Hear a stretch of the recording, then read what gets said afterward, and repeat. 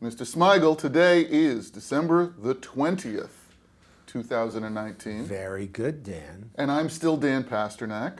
And we're back here with Mr. Robert Smigel here in New York City for The Interviews, an oral history of television, and the American Comedy Archives for Emerson College. Are you ready to do part two? Is that yes? There's a cow in the background. There's a cow in the background. All right. Well, I don't feel cowed by you.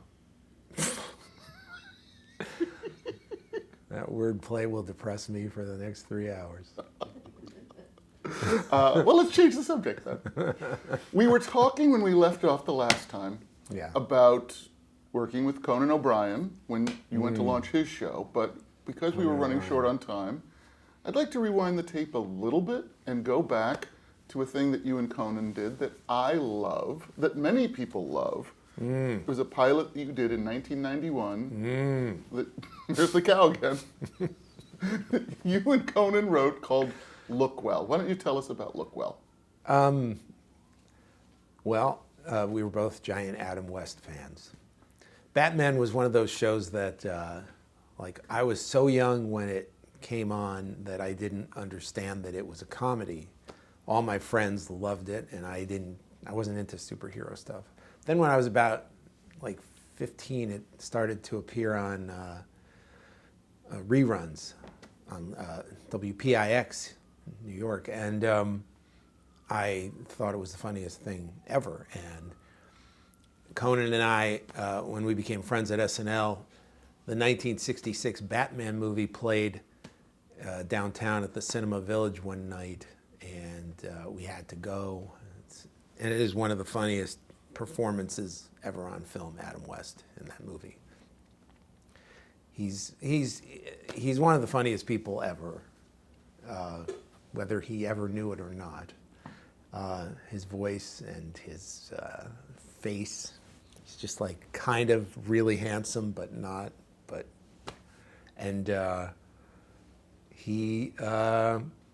that was it. We just had a great time. And then Spike Feresten, who ended up being a Seinfeld writer, he was the receptionist at SNL, writing update jokes. And then he told us one day, I'm developing something for Nickelodeon. And Adam West is involved. And I just lit up like Adam West. And what is it? I think he said it's like a kid's show or something. And I said, like a mock. And then I just out of the blue said, well, maybe he should play a guy who played a detective and thinks that he can still solve crimes from his experience as a TV detective. And then I just told Conan the idea, and we decided to write that up. So you wrote it with Adam West in mind? 100%. Wow. Yeah. I mean, not only that, but Adam West wrote it by existing. I mean, the idea wouldn't have existed unless someone had told me they were developing something for Adam West. And then a lot of those ideas came very quickly, that I thought it would be great if he had taught an acting class and showed clips from his crappy detective show from the 70s, and that he would go undercover a lot. That was sort of inspired by, there was the first reporter to do that in a really hilarious way was John Tesh, believe it or not. Used to be a Channel 2 News reporter in New York, and he went undercover as a homeless guy with his gigantic lantern jaw and sweeping blonde hair. And no one has ever looked less like a homeless guy. I know, it's John just the Tesh. perfect guy, It's just, can't do that concert right now. I'll be at Red Rocks on Thursday. But for now, I'm homeless. Please don't mention the NBA theme song. No one must know. Anyway.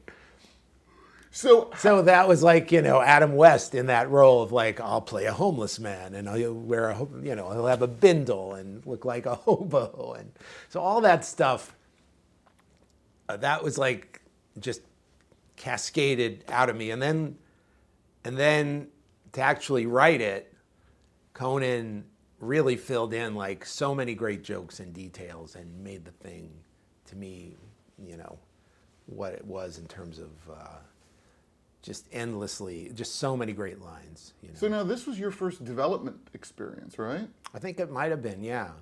Yeah. So, and this was sold to, I believe, and was it NBC? NBC. We got to work with Brandon Tartikoff, who's a brilliant guy. Really kind of soft-spoken, but incredibly knowledgeable about television. A guy who really, really loved the medium, and was like the first executive I've ever met where I felt like, and Conan, I remember saying the same thing, like, you understand how he got the job, because he really just lived for television. So he was great, and Lorne Michaels and Brillstein Company kind of because Conan was managed by Brillstein at the time, and Lorne did it because we just, Lorne was our boss. I was like, well, how do you do a show on television? Through Lorne, right? Okay. So the two of them, those companies produced it, and so Conan and I flew out to LA, and we were forced to audition a bunch of people because the network didn't necessarily believe that Adam West was the guy. Really? Yeah.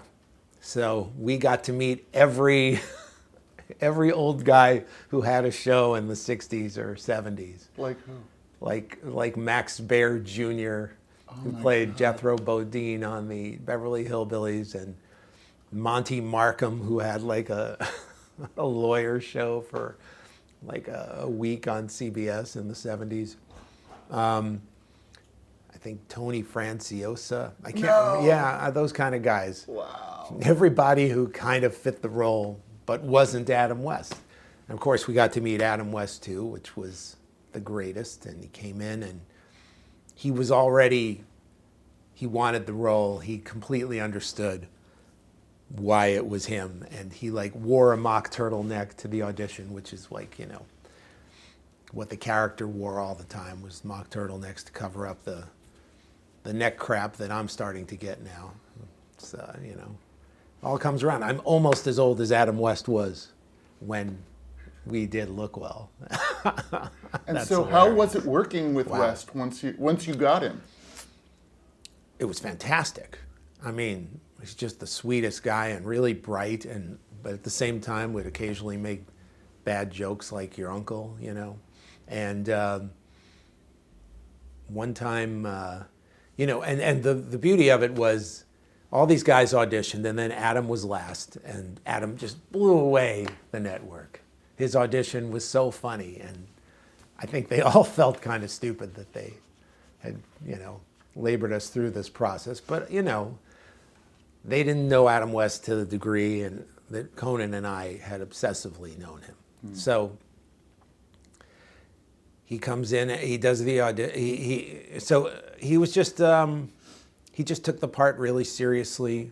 I'll always remember this one day he came to the offices, and he was like dancing on air, and he was wearing like really long beige shorts and a straw hat. This was not for the Look Well character. This was just the way he would dress, like walking on the beach and contemplating. And he was like, fellas, I think I've cracked it. Like the character, He doesn't realize that he's, and he was just rattling it off like we were Robin, and and the Joker's over there because the Joker's planning this whole thing all along. It's not the Riddler. Don't you see, fellas? And, but it was all about, what was going through Look Well's mind. That's what he was explaining to us. And it was the most unself-aware epiphany of self-awareness. Yeah, it's kind of true. It's like, Adam, can we just shoot you right now? And just say it's about a crime instead of about the character? Because, it was, he didn't need to figure it out. He was Look Well from the second he was born. Right. And we had a great time shooting it. We hired you know, a lot of times I obsess on style and what's the word? Verisimilitude. Mm-hmm. And so we hired a director who had directed these kinds of shows. Did not hire a comedy director for this thing. Mm-hmm. Didn't want to go that way, like, you know, with Zucker Brothers kind of thing, even though nothing against them. You really wanted to feel like it was of the genre it was aping. Yes. And I thought it would be the simplest thing to just hire a guy who knew exactly how to shoot. You know, this guy had shot the Mod Squad, and I wanted it to look like one of those 70s Vegas, those kind of shows from that era. And it does. It looks exactly like it. And but occasionally I would drive him crazy because I would bring in some comedy moves, like he would be shooting a scene around a table, and Lorne Michaels always says that not everybody should be on close-up. It's good to have, you know, 2 shots, and all right, fella, okay, well, we'll do it that way, but let's do it the other way. So then the shoot got longer. And then we would always ask for other takes, you know, because we were very anal about some line readings. Mm-hmm. And about halfway through the production, I found out that this director, whose name was, his full name was E.W. Swackhammer. Right. And then I found out that at some point during the production that his nickname was One Take Swack. Because these are like detective shows. Okay, fellas, knock it out. Say the line. Did you get it right? Syntax okay? Let's move on. You know, so... That's not exactly your process. It's not my process, you know. My process is, you know, agony equals ecstasy, I guess. And tragedy plus time. You know, like when I suffer through a Triumph remote and then I see it years later, I never remember the suffering 90% of the time. Childbirth. Exactly. And this guy, you know, Swackhammer, he's a very good director for these kinds of shows, but he was used to, like, you know, getting up, shooting the takes, and, you know, by 4 p.m. he's in his pajamas. All right, so the pilot gets done. Getting ready for Walter Cronkite, huh? The pilot gets done. The pilot gets done. Rick Ludwin was it was put under Rick Ludwin's auspices. Like, you know, he had become the guru of alternative kind of, you know, because he was responsible for putting his whole specials budget and late night budget into Seinfeld. And, you know. That's right. That had been just before Lookwell. Yeah, it was really basically parallel almost. Wow. So Rick was the executive on it, and Rick watched the show after we edited it. And I think this is going to be one of the. I think this is going to be one of the ones that they really go for in the room. I really do. And then a couple of days later. I forgot to say a very important detail, which is that Brandon Tartikoff left. Right. About halfway through the shoot, we find out, he's going to Paramount. I think that's what he took over. That's right. Yeah. So Warren Littlefield came in. He was a nice guy. And, you know, I've always got along with Warren Littlefield, but it wasn't his project, you know. And that's just the way it goes. It's happened to me many times. One executive green lights something, passionate about it, and then he's gone by the time it's in development. And then the new guy is just like, why did they like this? I got my things, you know. Right. So it wound up not going to series. It wound up not going to series, but I heard it didn't even play very well in a room full of executives, which doesn't really shock me. And I heard Warren's line was, a little bit of Adam goes a long way. We were with it for about 5 minutes. Something like that. I mean, were you disappointed? It would have been incredible. I was disappointed, but I was not shocked. Okay. Because this is 1991. There was nothing like that on TV, on network TV. And we didn't have a gazillion options of, you know. Now, Lookwell would have been on, if it had been even 10 years later, Lookwell would have been on some pay network or some basic cable outlet, I think. Would have been great on IFC. Would have been great on IFC. He would have loved it. But it did kind of achieve a little bit of a cult status later. Yeah, some kid put it on YouTube. I don't know who he is, but it's been on YouTube for years, and a lot of people have seen it and love it, and a lot of people I respect have said amazing things about it. And I watched it for the first time like in literally 15 years. About somebody wanted to interview me for like an anniversary. It was like the 25th anniversary of Look Well. Is anyone's marking this? But so I watched it, and I was really, and I don't mind saying that I think it's great because Conan and Adam West have so much to do with it too, you know. So I don't feel like it's, you know, just blowing my own horn. It was very collaborative, and you know, but it's really still very funny. And on the one hand, I wish it could have turned into something for Adam West, but Adam West thankfully got to do Family Guy, which was enormous, and they even named the character Adam West. So he's like, he had a really nice run, which you know, I'm grateful for. But I do believe Adam man. West used to say that Look Well was his favorite thing that he did that never became a show and should have. I mean, he was. Well, that's not saying much. Think of all the other things he did that didn't become a show. I saw some of the other pilots he shot. He was very proud of No, he was very proud of Look Well, and you know, it would have been great. But you know what's nice? It exists. It exists as a one-shot thing that people can see and see how amazingly funny Adam West was in yet another part. So, you know, you got to be grateful for, when you have as many failures as me, you got to find the silver linings.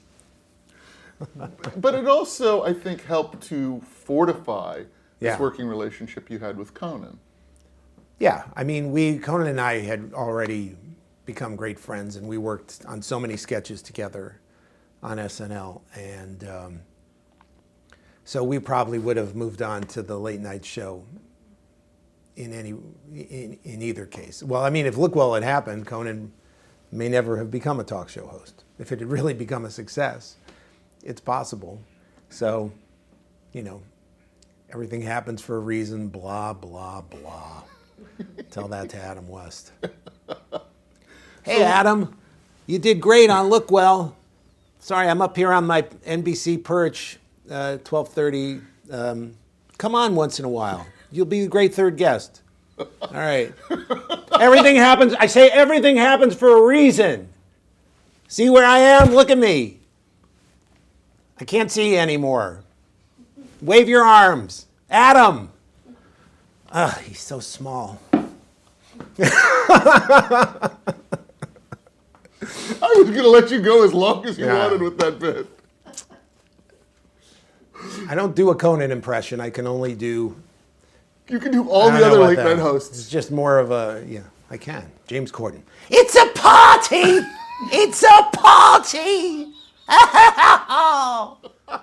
Your Corden sounds like Dudley Moore. I didn't say it was a good Corden. I said I do a Corden. You do. I didn't say a good one. I think it's very curious you didn't cultivate a Conan after all those years. Nobody has. It's kind of amazing. He's got a very distinct voice, but no one's figured out how to impersonate him. You should talk to Dana. I bet you Dana could nail it. I would have heard it if he could do it. All right. By the way, did you have Adam West on Conan? We did. Absolutely had Adam West on Conan. How on was the that? early years, man. We had trouble getting guests. He was a number 2 guest, I think. We loved it. I love Adam West. I wrote another sketch for him that I never got to do.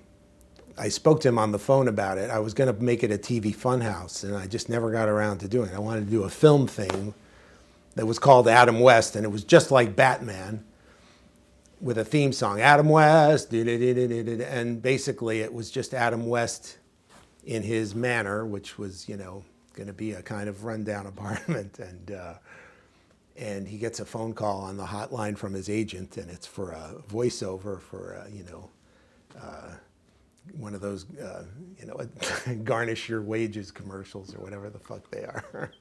the IRS, and and his agent says, "You didn't get the part, Adam. I'm sorry. What happened?" Well, apparently, what happened? I didn't get the audition pages. My fax machine is jammed. Shatner. And then cut to William Shatner. I've got the part for the Garnish Your Wages commercial, and Adam West will never get the, and that kind of thing. And then there was going to be a scene where must stop Shatner, and like he finds out where the commercial's being taped, and he's climbing the wall, and then he comes through the window as Shatner's doing the commercial, and they have a fist fight, and all the sound effects, instead of biff and pow, it's like old or puff or painful. Anyway, that was that. Oh, I wish I could have seen that. I know, it's heartbreaking. It I really have one is. joke I could pitch you for that, which is that if Adam West gets the part, he slides down the pole, and he's wearing a mock turtleneck, and he comes down, he's in a different mock turtleneck. Oh. Instead of being in the cowl for Yes. Batman. Oh, right.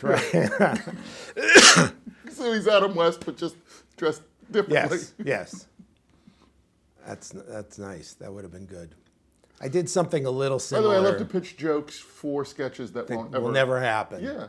That one evolved a little bit. I ended up doing a cartoon about Mr. T wanting work and Yes. auditioning for Ibsen and having a big fight with it. It's like one of my favorite SNL cartoons, too. And didn't you get Mr. T to be the voice of Mr. T? No, I got Tracy Morgan. Oh, I that did was get Tracy. Mr. T to do the audio commentary when I did a best of TV Funhouse DVD. Right. And the audio commentary is one of the funniest things I've ever heard, because he just goes off on tangents and stops talking about the cartoon. All right, we're going to get That's to a whole other thing. We're going to get to the cartoons, but Yeah, it's going fine. back to Conan. So we covered a little bit of the sort of the Everything origin, happened for the best. the origin story of the show. Yeah. But talk a little bit about your role, because obviously up to this point you'd been sort of working under Lorne. Yeah. And you're kind of the guy now on the late night show. Mm-hmm. So just talk about how that was for you, sort of that shift. It was awkward. Lorne didn't want me to leave SNL. I never wanted to leave SNL. I might have said this last time, unless I had a job. Like, I loved doing it. I wanted to do other things, but I would never, I didn't have the balls to quit. I just felt, it just seemed irresponsible or something to quit, and it was such a good job, unless I had something else. And, Lorne hired Conan to shepherd the new talk show because Conan was gone. Conan left SNL to write for The Simpsons. Right. And Lorne always is looking for ways to get great people back. So he hired Conan to do this, and Conan really was not that into it. But he didn't want to he knew he was like tired of doing The Simpsons. He'd done it for a couple of years. It was a very satisfying job as a writer, but Conan, wanted to express himself, wanted to do different stuff. Did not want to be a behind the scenes guy, because he's so just funny to be around. And he took this job, like I said, he wasn't that inspired by it. And then he started going out to lunch and dinner with Lorne and different prospective hosts like Drew Carey and Jon Stewart. Great, amazing, talented people. But they were unknowns at the time. But Lorne had a very good eye and, was interested in these people. And Conan would be there as this producer guy, and he'd be like, I don't know, there'd just be something nagging at him that told him that I could do this. I mean, in the starkest terms, like, I'm as funny as these guys. And it's not a terrible thing to think if it's true. He's super funny. So he was always the guy who would make the whole room laugh at I know The Simpsons, but also SNL. He's just so spontaneously quick-witted and amazing, and he's got a really funny look. And but what he didn't have was any kind of on-camera experience, really. So so he quit. He told Lauren, I can't, it's just not my passion. And it was my passion. I really wanted to do that job, but Lauren didn't offer it to me. And then about a month after Conan quit, Lauren went back to him and said, you want to audition? And because Conan said, he admitted that he kind of would love to do something like host a show. Not that I'm, and he said, I know I don't have experience, so I don't expect you to necessarily consider me, but that's sort of where I'm headed. I want to perform. So Lauren thought about it and decided to give him a shot. And he called me, and part of me was like super honest about it and concerned that he wasn't ready for it to take over David Letterman's job. As much as I loved him and thought he was hysterical, I just don't think in those kind of I'm the guy who went to dental school practically. Right. I didn't think I could make it in show business, so it's just not my nature to just, and then when I had a comedy group in Chicago, there was another guy in the group who was like, we should play at this gigantic theater, and I thought he was out of his mind, So I'm Joe Baby Steps, and this was a big leap, to say the least. Yeah. Dan Pasternak. He's replacing probably the greatest talk show host of all time, in my opinion. And then I got off the phone, and then like about an hour later, I felt like an asshole. Like, how did I not, give him all of the support imaginable? He's my friend. So I think I called back like at some point and said, whatever I can do, let's make this great. And now, did you seek out any counsel, any advice about how to take on this monumental task? Oh, the actual show? Yeah. Oh, well, so once he auditioned, and his audition was fantastic. He was better in the audition than he was for the whole first year of the actual show, because he had nothing to lose. Mm-hmm. The whole thing seemed like just this crazy ride he was enjoying. And then once he got the job, then there's suddenly his whole reputation is at stake, at least in his mind. That's how he felt. He would say, I don't want to become a Trivial Pursuit question. Like this person took over late night temporarily in 1993. Those are the kind of, it was a crazy thing to step into. And the landscape also, because people kind of probably won't remember this now, but up until the point when Johnny Carson retired and Jay took that job and Letterman moved to CBS, the landscape was littered with people who tried to jump into late night to knock off Johnny. Exactly, and so they all Pat Sajak and Alan Thicke. Yes, and and so, and they had failed in so many. So many of them tried to copy Letterman, even the ones who tried in the late '80s and early '90s. Well, like Chevy Chase. Yeah, but Dennis Miller would try to do remotes, and Pat Sajak, and so when Conan got the chance, my whole mission and mantra that I kept forcing down the writers' throats was that we're not going to do anything Letterman does. We're not going to do found humor. We're not going to do reality-based stuff. It's all going to be manufactured. We're not going to do fourth wall kind of shit. It's going to be the show, and then Conan put it perfectly. Yeah, it's we'll be the people who make things up, And then Louis C.K. was one of the people we hired. I didn't know him, but we hired a bunch of people we didn't know. We had like one friend on the whole staff, and otherwise we just went through material and tried to find like-minded people. And I mean, Odenkirk was there for the first month and just helping us, but people like Dino Stamatopoulos, Louis C.K. Louis came up with the actual items bit, which is a parody of Jay Leno's Headlines, which is a ripoff of David Letterman's Small Town News. But the point being, what? Suddenly Dave invented news? I'm sorry. It's just, what are we talking about here? Dave is decided what a headline is? Come on.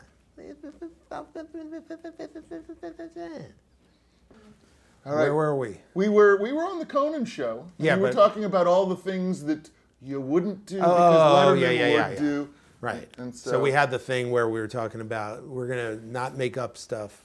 We're going to make up stuff.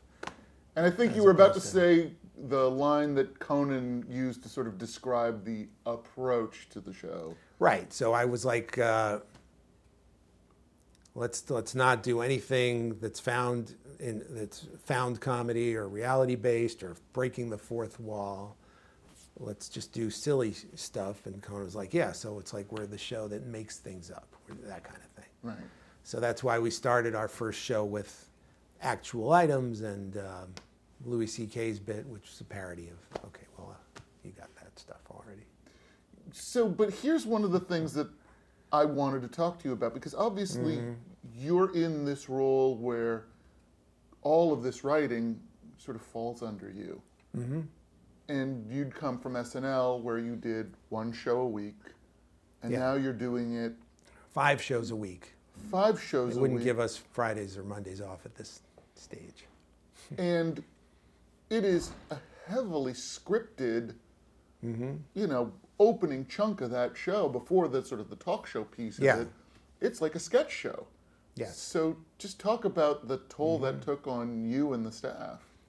It was a very challenging. On the one hand, it's the greatest job I ever had because I felt like I was set free. First of all, I really did have a passion for like developing a talk show. To me, that was like the coolest challenge imaginable. And like when I heard Conan got that job, I was very envious and trying to weasel my way into like, I'll do it with you, because here's what we could do. And like, because Dana Carvey had talked about doing it. Right. So when I heard Dana was interested in doing it, immediately I thought, oh, well, we could do sketches on the show. We could do bits that, have celebrities, and he could have a sidekick who interviewed celebrities that he played, and could have fake guests. And it became this passion that I never thought I'd be able to, an itch I would never be able to scratch, Dan. And then Conan got the job, and he called me up and said, look, I'd really like Lorne wants me to hire this guy who worked with Letterman, but I want to hire you because, you and me, have the same instincts and the same, what's the word people always use for comedy people who? Sensibility. Sensibility. There you go. Oh, thank God for that word. Sensibility. Conan and I, so, and he's telling me this, and it's really, because I think you have the same as me, and I have the same as you. Yeah, sensibility. And then, and he remembered, like, and a lot of your ideas when Dana was going to host, I think could work for me, but I could be a great straight man also, like. That's like, I wouldn't play the celebrity necessarily, but I think I'd be a really good straight man for bits like that. And I completely understood that because he's intelligent and he's a writer and he understands what's funny about playing something very straight. Mm-hmm. So I was 100% in. I was 100% in at this point.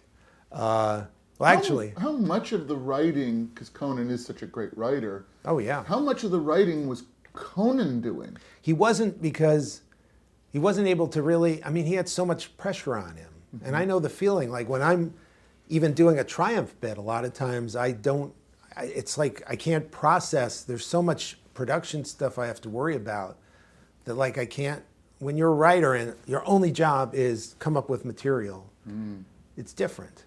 Was that hard for Conan to let go of that part of the process? I think the fact that he had so many good writers working for him, and he had me, who was like, in some ways, like an extension of him, like, because I mean, we don't overlap 100% at all. But you share a sense. We share a sensibility, Dan. A sensibility we share. 6 months out of the year, I take the sensibility. The other 6 months, he takes the sensibility. I took the sensibility to Florida last weekend. How was that? It was nuts. Sensibility knows how to have a good time. Let me just say that. Gave Conan back the sensibility, and Conan's like, "What's with this? Sensibility's a mess. It's covered in sunblock. It's not my problem. It's not my problem. You know. You didn't tell me Anyway." Snip, snip. So we.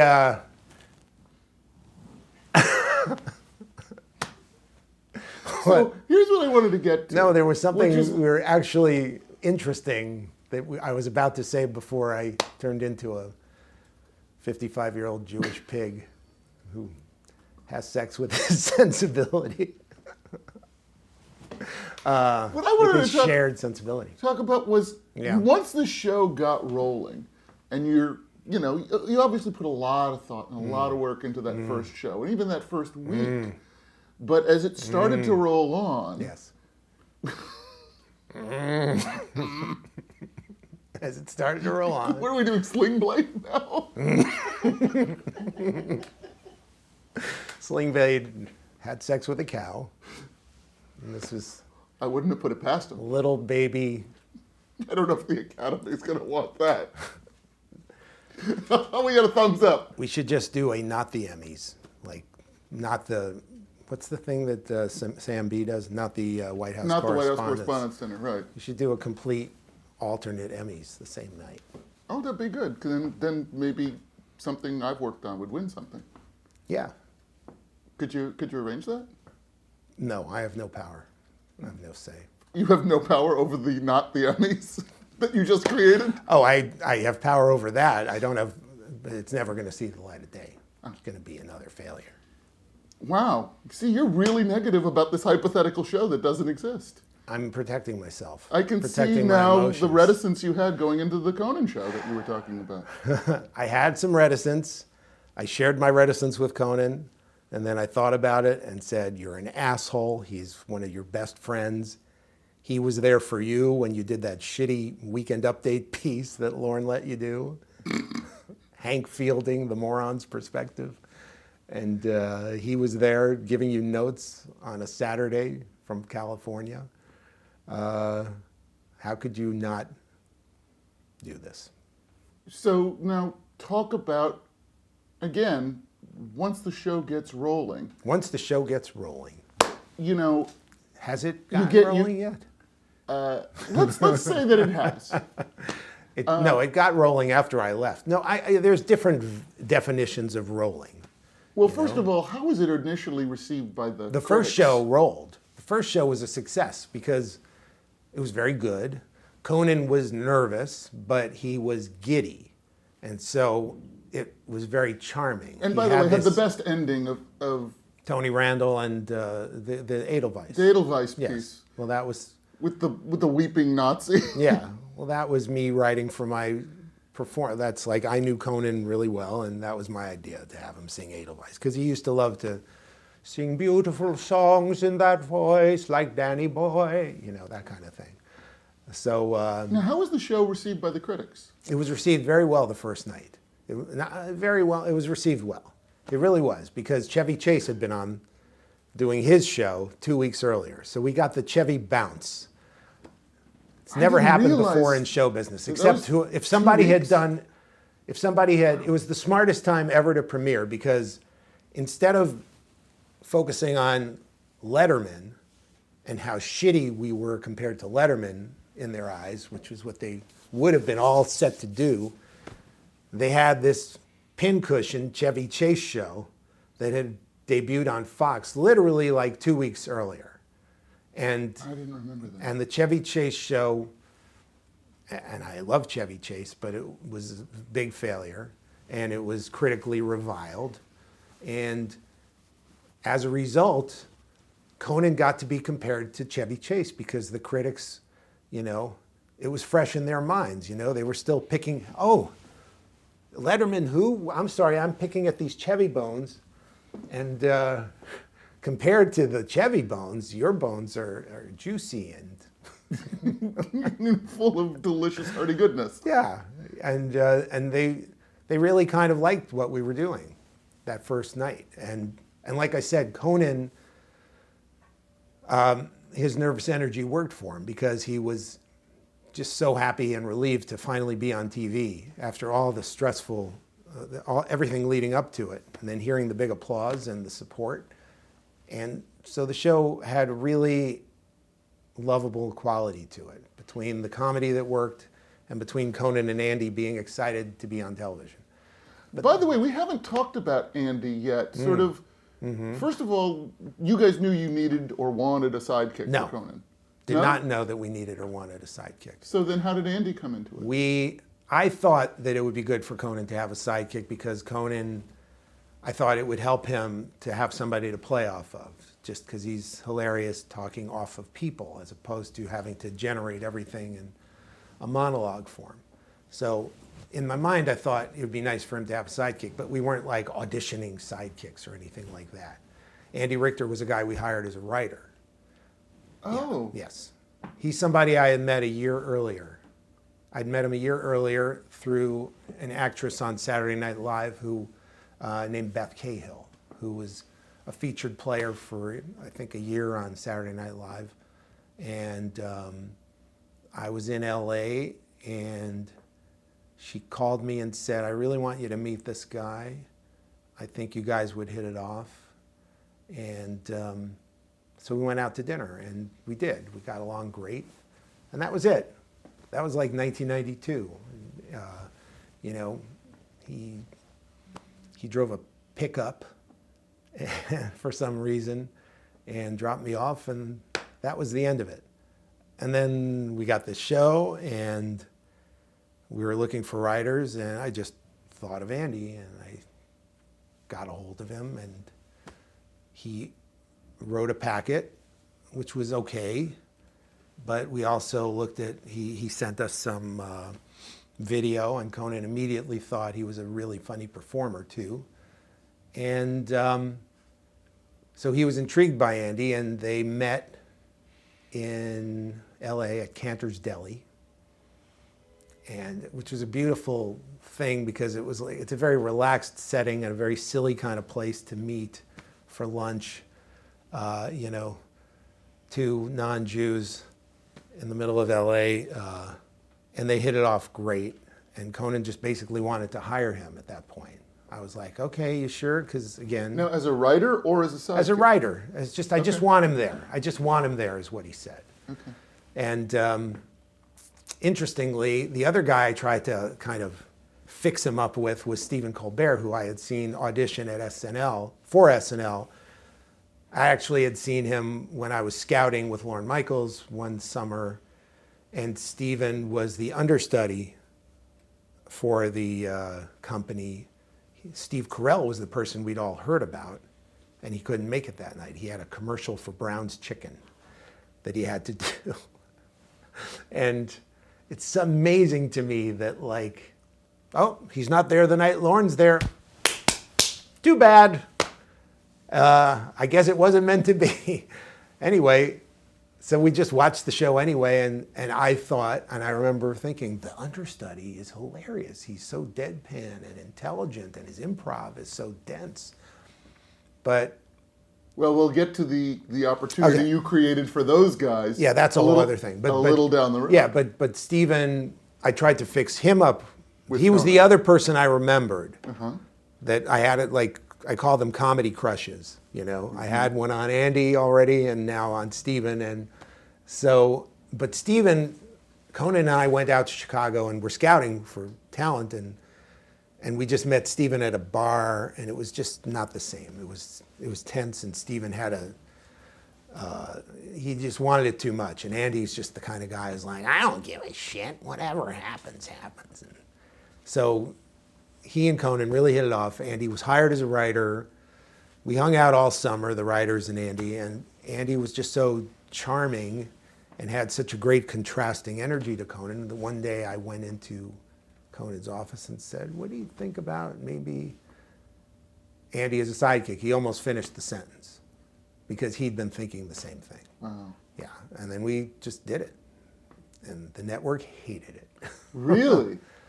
I believe it was Warren Littlefield who said after the first show, shoot him. I hate him. I can't stand the sidekick. I'm sorry, Warren Littlefield. Everybody's, you know, and who the hell knows, you know?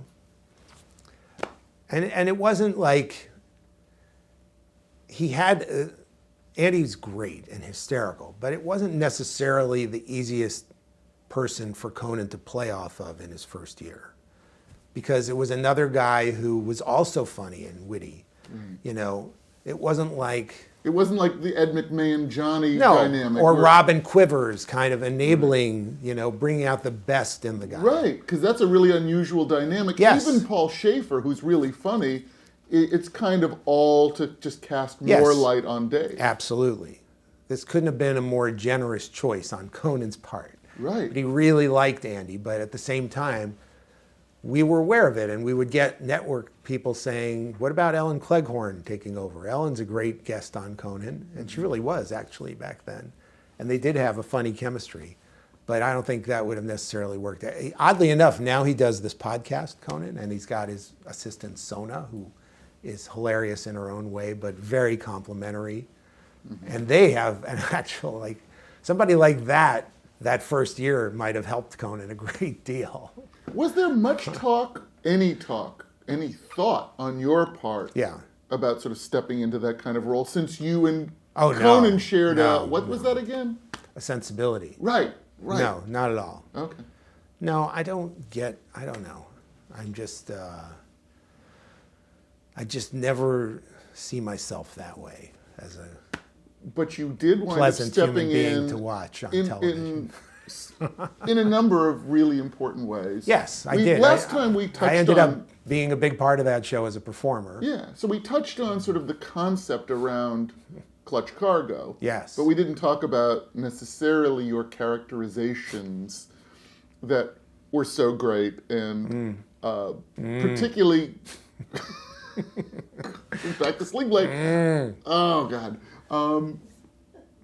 Like, for example... President Clinton was in office in time. Yes. And you were quite literally the voice of President Clinton yes. on the Conan O'Brien. Correct. And I did it. Dino, who I think I had mentioned, like, we came up with this Clutch Cargo thing together. And then for the voices, he just said I should do the voices because I used to do my funny, bad impressions around the office all the time. He said, you should just do Clinton because I was...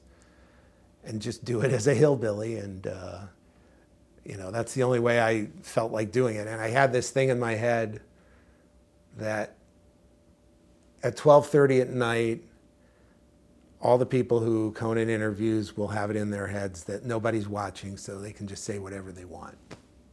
So that's kind of the directive I had for a lot of the characters, but especially Bill Clinton. He was like, what the hell, I don't care. You know, nobody's watching this thing. And then my friend Michael Gordon, one of the writers, gave me this knee-ha thing. He specifically wrote it out as knee-ha. Like your version of a rebel yell. Yeah, exactly.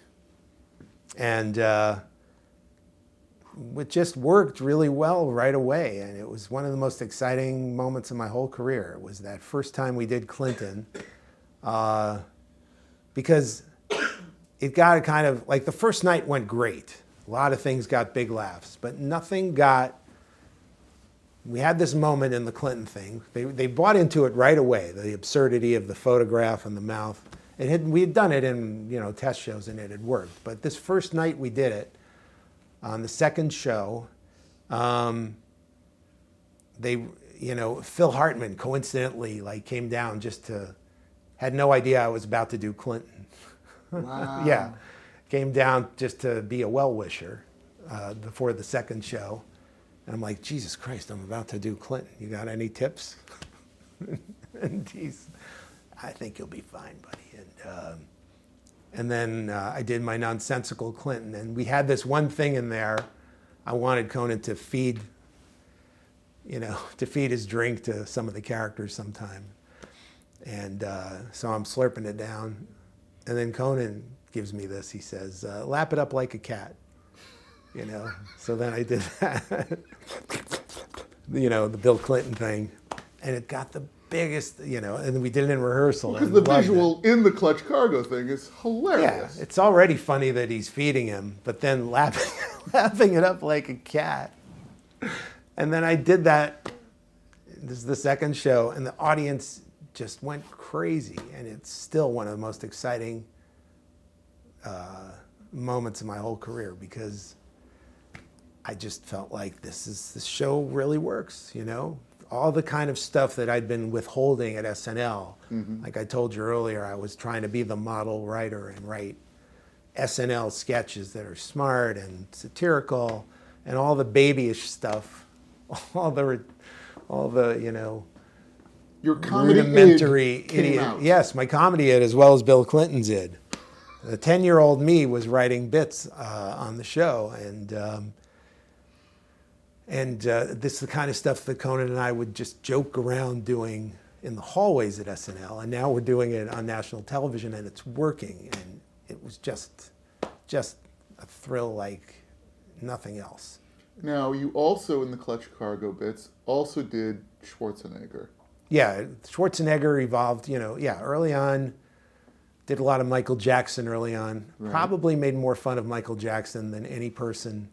I hit Michael Jackson through SNL cartoons and through doing him on Conan in the Clutch Cargo. And then I had Triumph go to the Michael Jackson trial. And I think as time has pressed on, following the passing of Mr. Jackson, I think most of your comedy has kind of been borne out. Well, we'll leave that for historians to sort out. I don't know. It's all I can say is I was just doing what everyone else was doing. Everyone was making the same kind of jokes. I was just doing them on 3 different places, 3 different ways. Now, by the way, every part of the molestation buffalo. You used all the meat on the molestation buffalo? Yes. Oh, God. How did you prepare to do Michael Jackson? Was there any concern? Actually, Dino did Michael Jackson at first. Oh, really? Yeah, he did. He did a super high voice, because I would do Lisa Marie. They were married at the time. Right. And I would just do the Elvis voice for Lisa Marie and the sneer. And he would do Michael Jackson. But then later on, I did Michael Jackson for some reason. Dino did Michael Jackson for my SNL cartoons and sounded exactly, he did a really accurate one for those. And then I would do Michael Jackson, and I just did some caricature where it was like, "Hi, Conan." Mm-hmm. It's just stupidity. But all the Clutch Cargos were so broadly drawn. Yeah, they were by design. Right. I mean, because the photo is, you're actually making the photo talk. So I felt like, well, we've got to, it's like a practical joke on the photo. So you've got to, if you're accurate, it's boring almost. Mm-hmm. So you've got to make the photo act crazily and say extreme things. So that's where that came from. And but so much of the comedy comes from the contrast, because the photo obviously is flat, unmoving, yes, unexpressive. Yes, and so it's all the mouth and the voice. So it's the contrast of all that stasis yes, with the mouth that is, gesticulating. Exactly. And also the portraits were always just the approved official portrait of the person, like Bill Clinton, just like super dignified, Donald Trump, or Schwarzenegger. They're all posed, everyone. So that made it even funnier. Right. These are the portraits that they had approved, and this is how they want to be seen out in the world, and we're just sabotaging it all. It was endless fun. And the Arnold thing, Conan and I always used to do Arnold. I mean, we wrote a Hans and Franz movie together with Carvey and Nealon. I'd been doing Arnold with Conan, with Carvey since like the mid '80s. I used to help on those Hans and Franz sketches too. But so by then I'd cultivated a pretty well exaggerated Arnold. So no, we always laughed at how he screams in his movies. You can't go there. No, it can't happen. He always reminded me of Desi Arnaz in a way. Yeah, I could see that. I always thought he would have been a great. If Jimmy Kimmel were to bring back I Love Lucy, I would have Arnold play Desi Arnaz. I think once we're done here, we should make that phone call. Mm-hmm. Yeah. So before we get to your best known creation from your Conan years, sure. One of the things that I wanted to talk about was... Well, I should say Bob Dole was the funniest and best clutch cargo of them all. And of course, we'll pull into Carvey as well. But yeah, talk about your Dole as well. Because your Dole is... I think your Dole is the Dole. The definitive Dole. The definitive Dole. Well, it was stolen a little bit. I mean, Aykroyd did his in the 80s, and then... And I didn't want to do his, so I made it a little more like the tree in The Wizard of Oz. I'd like it if somebody pulled apples off of you, but just keeping the Bob Dole thing. And, in our way, we made it as silly as possible, just coming up with as many reasons for him to say Bob Dole or Dole, taking that third-person joke to an extreme that was so far beyond where it should go that it became funny again. So, yeah, Dole! You just scream it for no reason. Happy Dole! Happy Dole! He's the funniest character I've ever gotten to play. Funnier than Triumph to me, just because he so wants it so badly. At least Ardol wanted it so badly, and just was never going to get it, but was constantly talking himself up, revving himself up. One of my favorite pieces from the Carvey show, which we'll get to in a bit. I did a different thing with Carvey's show because it was very strange. I didn't want to rip off. I wanted to be loyal to the Conan show. I wasn't even supposed to play Dole originally. I was going to play Pat Buchanan. In the Carvey show, I was a sketch performer, did not as much as the other people, but I was going to step in and do things when I could. And we wrote a Nightline sketch with all the candidates, and I was going to play Pat Buchanan, and Carvey was going to play Clinton and Dole. And then the day of, he said, I don't feel healthy enough to play Dole, so you play Dole. Carell play Pat Buchanan. And then I just did my Dole, but I didn't want to do it. I made him more senile in the Carvey show. It was a little meaner. It was still funny, but it was different. I didn't do the super rambling, fast-talking Dole. But anyway. But you were able to use your whole face and all your physicality, yes. Which was great. And I remember there was a sequence where it was Clinton and Dole both jogging. Yes, revving up. There were a lot of physical jokes in that. Yes, which I thought was so great. Yeah. And didn't Dole, wasn't he stretching his legs, and then we had a fake leg, and he pulls it really hard, and then it comes off. Yes. No. Yes, and I believe he yelled Dole as he ripped off his own leg. I'm sure he yelled Dole. I mean, that much I had to rip off. Can't do Dole without saying Dole. So, in the early years, or the early weeks, I should say, of Conan's late night show, it always felt like the show was constantly on the bubble. Like you guys were getting picked up for, I think, the smallest increments. Yes, like 5 weeks at a time, 6 weeks at a time. So what was that? What was it like in those early sort of It was very weeks stressful. and And you mentioned, like, did all the production take a toll? Because I did, run a crazy show. This was everything to me, and I felt like,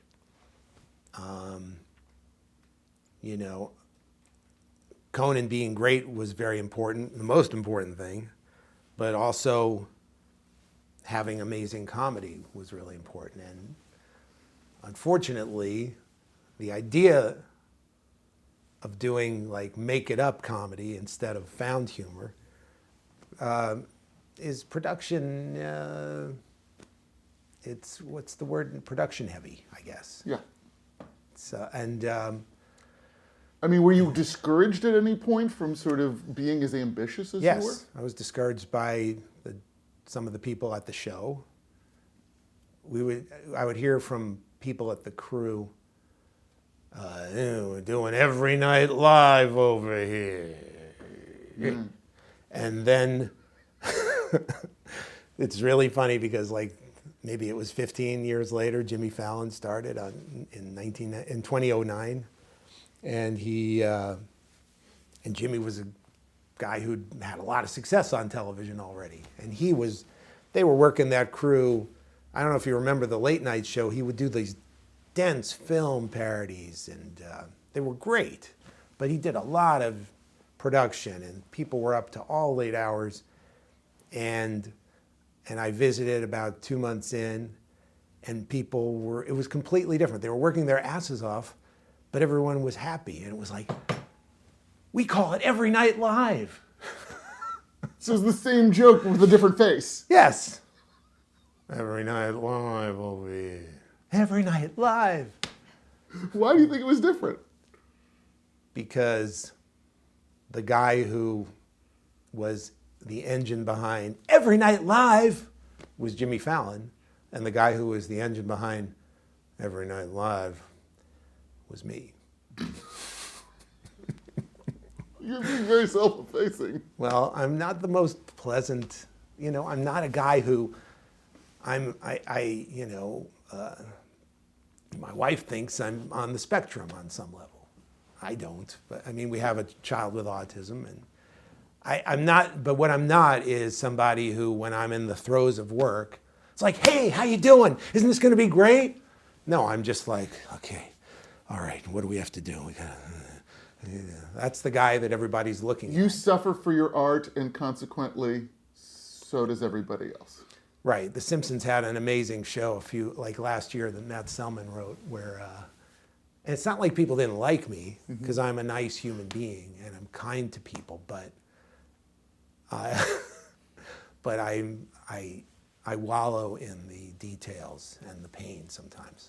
Not as much as I used to, but this was before I had children, where my whole life was my art.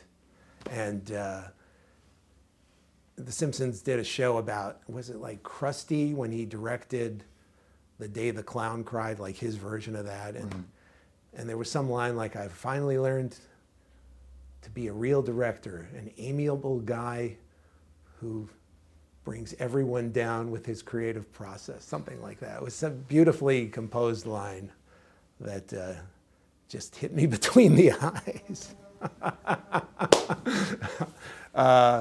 So that's how I was at the Conan show. I mean, I had the best time with the writers. We would laugh all the time, but when it came down to getting stuff done, I would suffer a lot, and then there were people who ultimately got fired after I left, who were among the people who were constantly complaining about the production load. Like it was all about me. And then when I left, it turned out they still wanted to do a lot of things, and these people were still whiny about it. So it wasn't so much you then? It wasn't so much me all the time. No, they realized that there were certain people who just ought to be able to take the work in with a little bit more lightness and not act like everything is an incredible burden all the time. There were people who... So you then didn't change course creatively or... No, I changed course over the course of the show because there were bits that we realized were just not working for Conan. Okay. You know, and that was an evolution. That was a process that Conan and I would he would tell me, like, you know, when things seem like they're my idea on the show, I think I come off better than when things are foisted upon me. You know, it's so long ago, I'm trying to remember these like kind of details. And then there were things that we started to realize that compartmentalizing things that are crazy as opposed to just letting things happen on the show that are crazy was also easier for Conan. And well, like, for example, like you used to have a lot of fake guests on the show. yes, and that went away. Right. So And that was like, one of my big things early on. And even Don Ohlmeyer would tell people, you know what they're going to do? They're going to have fake guests. I'm going to die in about 15 years. But that's another story. Want some of this hot dog? Okay, I'll inject the rest of this in my heart later. oh God. We're going to have fake guests. It's going to be great. And then the guests are going to move down the table. Not the table. Sorry. Get me another drink.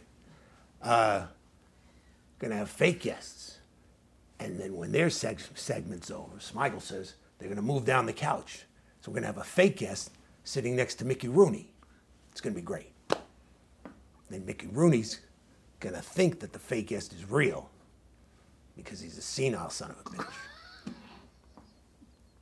This is Ohlmeyer you're doing now. Yeah, I would never say a horrible thing like that. Yes, of course. So, because, like, for example, I remember Anyway, you OJ thinks it's hysterical. I talked to OJ about it. OJ thinks Andy Richter needs to drop about 15 pounds and it'll be perfect. So I'm sticking with OJ and Conan. Nobody can say I'm not loyal. By the way, Ohlmeyer was a big supporter of the show. We should give him credit for that. He was. Right? He said to Conan, here's what I need you to get me. I need a 1.8 by next February, and then you stay on the air. It was like whatever 1.8. It was some kind of rating number. He was like, I like the show. This is what I need. He was very stark and honest about it. You know. But Rick Ludwin was the one who creatively was the real supporter of the show. One of the fake guest pieces that I remember, and I think it's the first time I remember seeing CK on camera, other than like when he would do stand-up, was the piece where you and he had written some book about dogs, or what that's on TV. I mean, that's on YouTube. It's. What's the bit? It's not a great bit, but it was a very funny bit. It was funny to me at the time because I had never done the dog voice before on TV, and it was a bit. Again, it was all it was, and the reason people see it is because Louis became so famous that somebody put it online, and then suddenly there were many funnier fake guest bits than that one. But okay, I'll tell you what the bit was. It was we were dog experts. We'd written a book, and we talked in gentle dog trainer kind of voices, and we would start explaining to Conan that when a dog does this, he's signaling to you that this is what he wants. So it's like, so when a dog scratches his ear, he's not necessarily got an itch. He's telling you, I want you to play with me. I want you play. You know, we just like went full out with that doggy voice. And then every dog, by the way, has an Eastern European accent. Every single one. That was how I saw them when I was 10 years old. Did we talk about this already? We have not. Oh, okay. This is ramping up to a thing. Ah, you've got a plan. I do. You sly devil. But Pasternak. I get a lot of that. But yes, every dog had an Eastern, from both you and Louis. Yeah, and I made everybody do the voice. Like then we did a Westminster dog bit. So what happened was my wife and I were newlyweds that first year, and we went to a country furniture store called Mabel's, and they had a little quaint little rack of dog and other animal puppets that had super realistic heads, incredibly realistic, and it cracked me up. They were so, I'd never seen a puppet with that much detail that you could just slip on your hand. So I picked up a dog and immediately started sniffing Michelle's ass with it. And she thought it was really funny, which is, you know, I always say that's why she's the perfect woman. And she would still find it funny. The 30th time. No, so we ended up buying a lovely table for our kitchen. And then on my birthday in February, she surprised me with like 7 of these puppets. There was like a lamb and like 3 dogs and a cat and an owl. And I was just so excited. And coincidentally, the Westminster Dog Show was coming to town like a week later. And I immediately put together like, oh, so because Letterman had on Westminster Dogs, I would be watching Letterman on Channel 2 on CBS to see what he was doing to make sure we don't do what he does, and or to almost do the opposite on purpose sometimes. So he would have Westminster Dogs, like just, ladies and gentlemen, the Westminster Dogs are here, and all they would do is just run down the aisles like real dogs and just up and down and do nothing but that. And it was charming and funny. So I thought, oh, so we'll be the show that makes things up, and we'll have the dogs be puppets, and let's have the puppets have various talents. And Conan will say, every year these dogs are getting more and more talented. Let's see some of the winners, and here's the winner in the herding category. And a dog would come out, a little dog puppet. We had a puppet stage. And the dog would come out and sing the theme from The Bodyguard, and then another dog would saw another dog in half, like a magician dog. Right. And there'd be dueling banjo dogs. And we started doing this every year.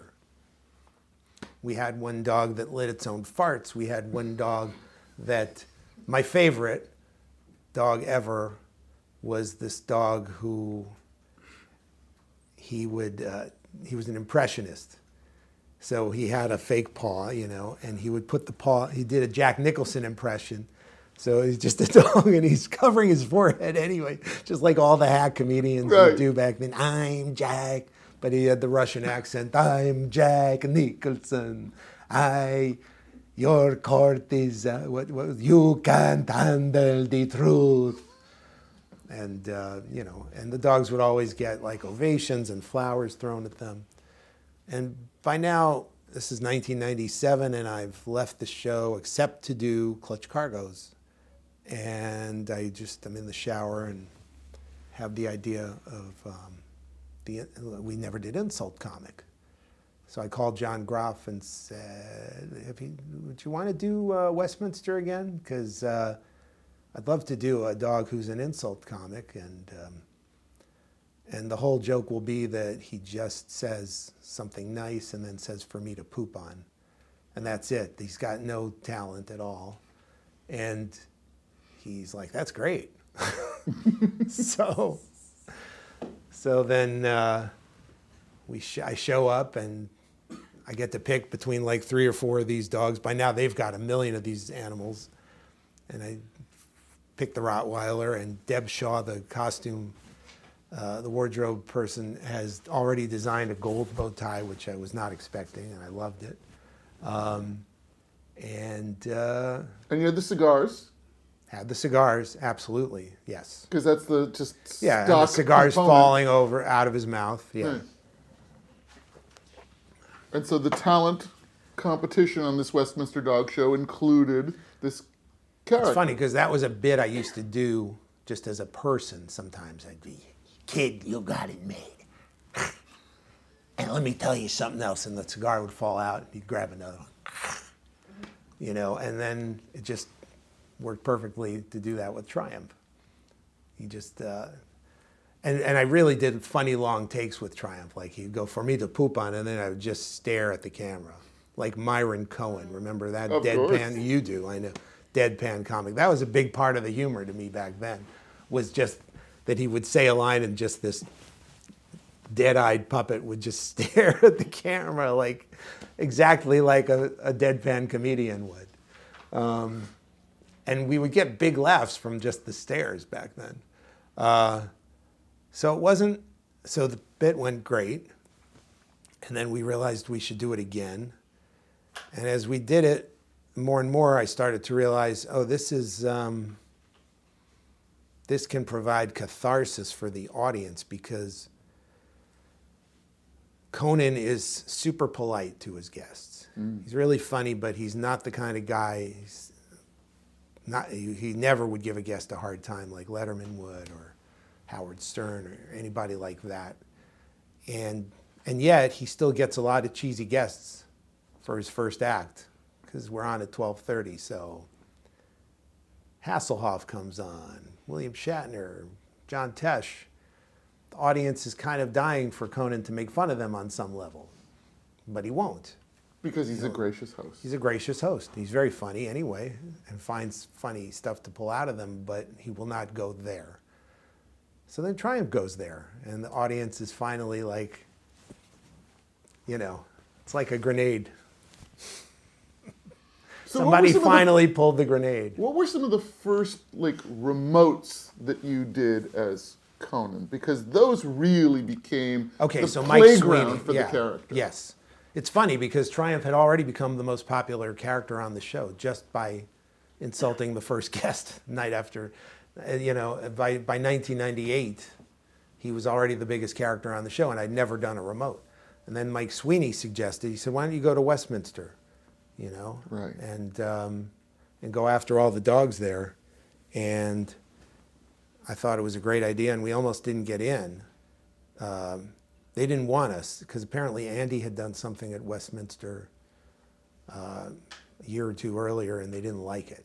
Oh. So Jordan Schlansky, who has since become this hilarious character on the show, who nobody really knows what he does. Well, I can tell you one thing that he did, which is he's responsible for all of the Triumph remotes existing in a way, because that first remote would never have happened if Jordan hadn't sprung into action and he printed fake NBC passes, and he figured out a place for us to sneak through that would have the least amount of security to worry about. Wow. Yeah. He was the producer or the field producer of that piece. And he went in there with me, and, we got away with being there for a while. And it was very different than the way Triumph pieces are now, because I improvised almost all of it. I didn't have writers around me. I didn't have a script. I was mostly improvising, and then, I had some things in my mind that I wanted to do. And then got thrown out after humping some of the dogs. Not me, but the puppet. Thank you for the clarification. After everything I've said today, I think it's necessary. I do too. Yeah. So we got thrown out, and then we really only had half a remote, so I started improvising off photographs of dogs that were in the lobby of Madison Square Garden, and did enough of that to fill out the remote. And it was the most successful thing that had ever been on the show, pretty much, up to that point. They even submitted it for their Emmy show. And of course it lost because there was no sense that it didn't feel written, I guess, to people. And then 4 years later, they submitted the Star Wars one. And that really should have won, because it was written by a lot of people. Helped me with jokes on that one, and it's maybe the funniest thing I've ever been a part of. Talk about the Star Wars one, because it is kind of legend. Yeah, people still talk about it, and after Westminster, we realized that this is a new weapon that we want to do, is have Triumph go places. He went to where'd he go? He went to Hollywood Squares. He went to Los Angeles and Oh my on a God, tour the bus. Hollywood Squares one is amazing. Yeah. Well, they asked him to be on Hollywood Squares. Right. And then we decided to do a remote around it. And then then we were asked, Richie Sambora was a big Bon Jovi, he was a big Triumph fan. So he invited us to bring Triumph to a Bon Jovi concert. Meanwhile, we kept going back to Westminster, getting thrown out. One time Triumph disguised himself as Ed Bradley, and that didn't fool anybody. And we still got thrown out each year, but managed to do remotes. And then 2002, a kid I grew up with in high school named Harvey Sweekin called me up. He had an office right outside the Ziegfeld Theater and said, they're lining up for Star Wars. Maybe this would be a fun thing for Triumph to do. And so I called the people at Conan, and they said, oh, Conan's already thinking of doing that himself. We've been talking about it. Conan doing the remote? Yeah. Okay. Because by now Conan was doing tons of remotes. The first couple of years I didn't want him to even do remotes because I was so anti-copying Letterman. Right. So that's the biggest blotch on my producer record. But there was everything happened for a reason. Anyway. I remember you explaining that to Adam West. That was Conan explaining it to Adam West. Oh, I'm sorry. Yeah, no, it all worked out. All right, so for everyone but Adam West. You get the call that these people are lining up outside the Ziegfeld Theater. Yeah, so then Conan says, "Oh, no, Triumph should do it. It'll be funnier with Triumph because I really don't want to be mean." He was hesitating about it anyway. Okay. He was worried that he was going to look mean. But then he heard about Triumph doing it and he was like, "That's a great idea. Have Triumph do it." So I like my friend Harvey, it wouldn't have happened if it wasn't for him. I had no idea this was going on. And by this point, you're really writing. You went in really armed to the teeth for that bit. Well, actually, there were more bits later that we did even more writing for, like stressful things where, like the Michael Jackson trial.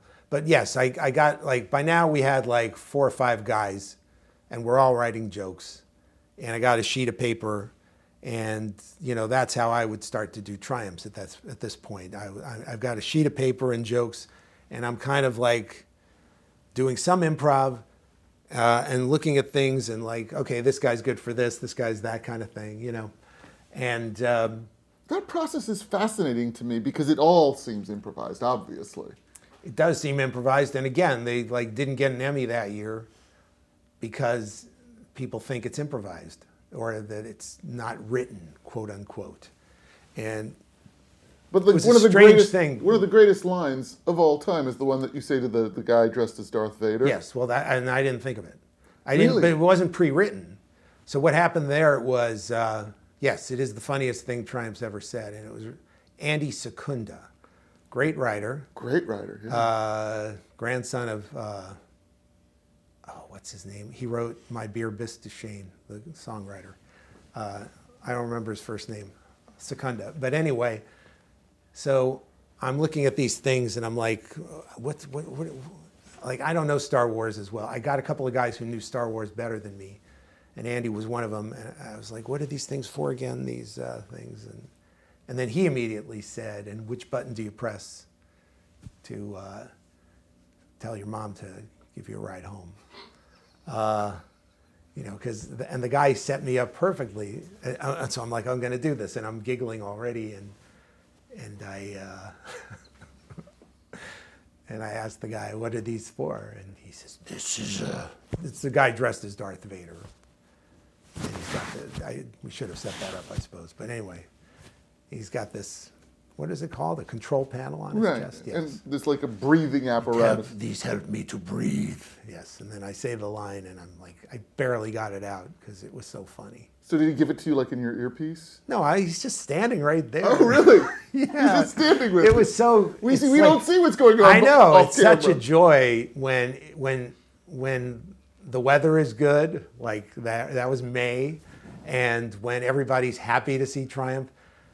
To them, by now Conan's huge, and Triumph is their Don Rickles. All these kids were not at all upset they loved they were lining up to be made fun of, most of them. Right. And, you know, it was just... and then you found a character that has stayed with you on Yes. that remote, right? Yes. So during the remote, a black man in his 40s, like, ambles over, fully dressed in a very messy wizard costume with a dangling white beard and, like, broken glasses and a wizard hat and a staff. And yeah, even that I had, most of it was improvised, but I had one great line that I used for him, which is, seriously, have you ever talked to a woman without having to use your credit card number?